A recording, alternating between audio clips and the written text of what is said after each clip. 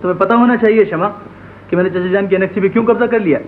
फकत इसलिए कि मुझसे अम्मा के घर की गलाजत नहीं देखी जाती, इसलिए कि मैं भी चाचा जान की तरह नफीस मिजाज का आदमी हूँ। जाओ जी तुम पुलोवर लाओ। एक और चिराग बुझ गया, एक और बाब बंद हुआ, एक और जमाना गुजर गया।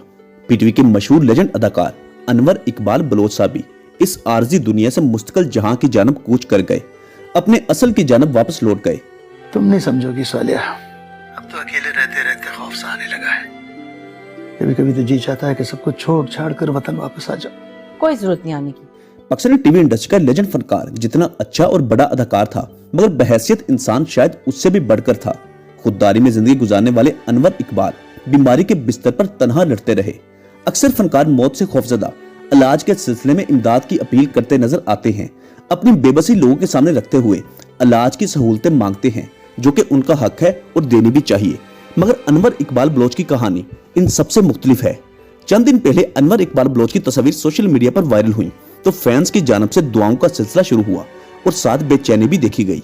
बहुत सारे फैंस उनके घर और हॉस्पिटल पहुंचने लगे, जिस पर अनवर बलोच ने उनकी तस्वीर उनकी इजाजत के बगैर वायरल करने पर नाराजगी का इजहार किया। वो एक लंबे अरसे से बीमार थे, लेकिन किसी को भी कानो कान खबर ना हुई।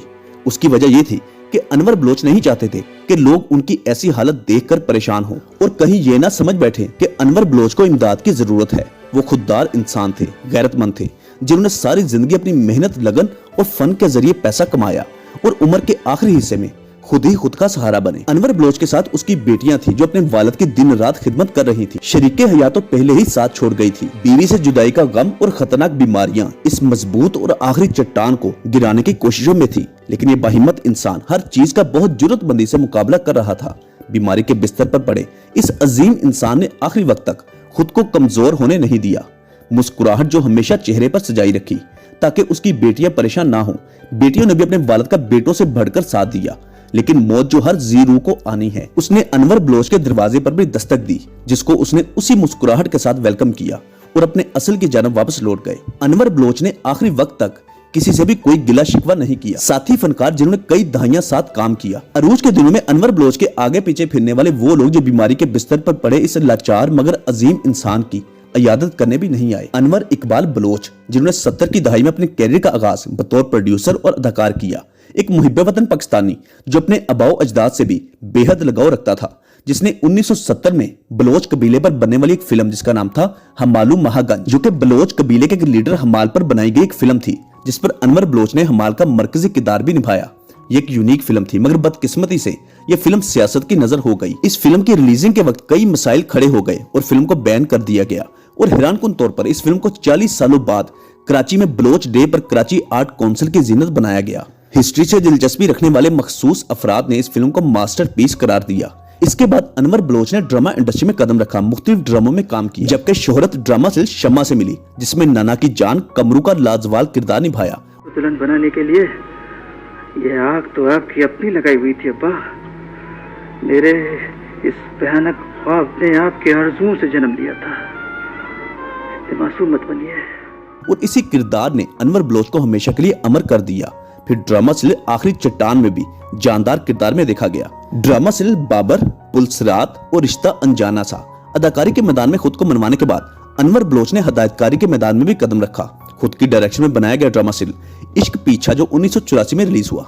अनवर बलोच एक पढ़े लिखे, मुहज्जब और सुलझे हुए इंसान थे जो ड्रामों में भी संजीदा किरदार करने में महारत रखते थे। आप शोबा तदरीस के साथ भी वाबस्ता रहे, क्योंकि अनवर बलोच का ताल्लुक एक मजहबी घराने से था।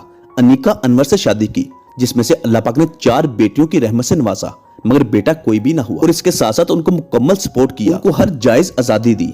उनकी 4 बेटियों में से एक बेटी जिसने टर्की ड्रामा सीरियल मीरा सुल्तान में कसीना सुल्तान की उर्दू में डबिंग की, इसके अलावा भी मुतअद्दिद अंग्रेजी फिल्मों की उर्दू में डबिंग कर चुकी हैं। जबकि दूसरी बेटी एक एडवर्टाइजिंग एजेंसी में आला ओहदे पर फाइज है, तीसरी बेटी फैशन डिजाइनर है और चौथी बेटी माशाल्लाह A लेवल कर रही है। जबकि इसी के साथ साथ अपने स्कूल में ड्रामेटिक्स क्लब की हेड भी है।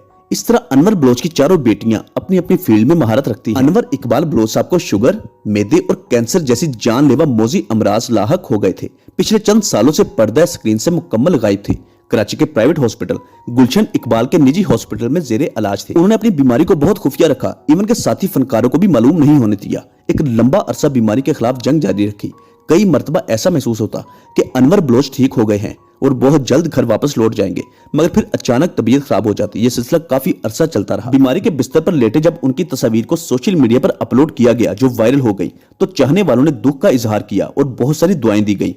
इसी के साथ साथ कुछ फैंस उनके घर और अस्पताल पहुंचने लग गए, जिस पर अनवर इकबाल बलोच ने नाराजगी का इजहार किया कि उनकी तस्वीर को सोशल मीडिया पर उनकी इजाजत के बगैर क्यों अपलोड किया गया है, क्योंकि अनवर इकबाल बलोच नहीं चाहते थे कि रवायती अदाकारों की तरह उनके आखिरी वक्त में बीमारी के सिलसिले में किसी भी किस्म की इमदाद की जाए। एक समझदार, बाकिरदार और खुददार पाकिस्तानी होने के नाते उन्होंने प्रॉपर्टी और इतनी जायदाद बना रखी थी कि बुढ़ापे में उनको किसी के आगे हाथ फैलाने की जरूरत महसूस ना हो। और इन सबसे बढ़कर अनवर बलोच की बेटियों ने भी अपने वालिद का हर मुश्किल में साथ निभाया। मगर अफसोस दर अफसोस कि अनवर बलोच की सोशल मीडिया पर जब बीमारी की हालत में तस्वीर वायरल हुई, इसके बावजूद साथी फनकार उनकी इयादत को नहीं गए। यकीनन वो सोचते होंगे कि 40 साल जिनके साथ इंडस्ट्री में काम किया, खाया पिया, अच्छा वक्त बिताया, लेकिन मुश्किल की इस घड़ी में अपनों के सिवा कोई भी काम नहीं आया। मैदे, शुगर और कैंसर जैसी मौजी मर्ज की वजह से एक लंबा अरसा मुकाबला करने के बाद 1 जुलाई 2021 को अपने खालिक हकीकी से जा मिले। इस तरह मेरा साथ छोड़ देंगे, आधे मेंबर्स भी नहीं थे। तुम तो कह रहे थे कि सबके सब आएंगे डिनर। साहब मैंने कोशिश तो की। क्या खाक कोशिश की थी तुमने? अगर ऐसी बात थी तो मुझे पहले बता दे। आपकी नमाज जनाजा ईशा की नमाज के बाद गुलशन इकबाल में कायम जामियातुल मुकर्रम मस्जिद में पढ़ाई गई और मेवाशाह कब्रिस्तान में सुपुर्द-ए-खां कर दिया गया। आपकी वफात के बाद साथी फनकार रिवायती बयान देते हुए नजर आए। हमारी दुआ है कि अल्लाह पाक अनवर इकबाल बलोच साहब के तमाम सबीरा कबीरा गुनाह माफ फरमाते हुए उनको जन्नत में आला मुकाम नसीब फरमाए। पाकिस्तानी शोबिज़ इंडस्ट्री के लिए आपकी खिदमत को हमेशा याद रखा जाएगा। उनसे मैं, लेकिन अभी तो मैं जाकर शाबिज से बात करता हूँ। सब कसूर तुम्हारा है। तुम अगर पहले ये बात बता देती ना, हम इस हिसाब से न गुजरते। दोस्तों, एक बार सूरह फातिहा और 3 बार सूरह इखलास पढ़कर अनवर इकबाल बलोच साहब की रूह को लाजमी इसाले सवाब कीजिएगा। वीडियो अच्छी लगी है तो उसको लाइक, शेयर और हमारा चैनल सब्सक्राइब करना मत भूलिएगा और साथ दिए गए बेल ऑप्शन को भी प्रेस कर दें। अगर आप पाकिस्तान के दीगर नामवर फनकारों के मुतालिक जानना चाहते हैं तो इसी वीडियो के डिस्क्रिप्शन में पाकिस्तानी एक्ट्रेस बायोग्राफी के नाम से प्ले लिस्ट का लिंक मिल जाएगा, जिस पर क्लिक करके आप पाकिस्तान के नामवर फनकारों के मुतालिक मुकम्मल जानकारी हासिल कर सकते हैं। स्क्रीन पर आप मुख्तलिफ वीडियोस के थंबनेल भी देख सकते हैं। ये तमाम वीडियोस हमारे इसी चैनल से अपलोड हुई हैं और इन तमाम वीडियोस का लिंक भी उसी प्लेलिस्ट में मौजूद है, जिसका नाम है पाकिस्तानी एक्ट्रेस बायोग्राफी। मिलते हैं बहुत जल्द एक अच्छी और नई वीडियो के साथ। तब तक के लिए अपना बहुत सारा ख्याल रखिएगा। अल्लाह हाफिज।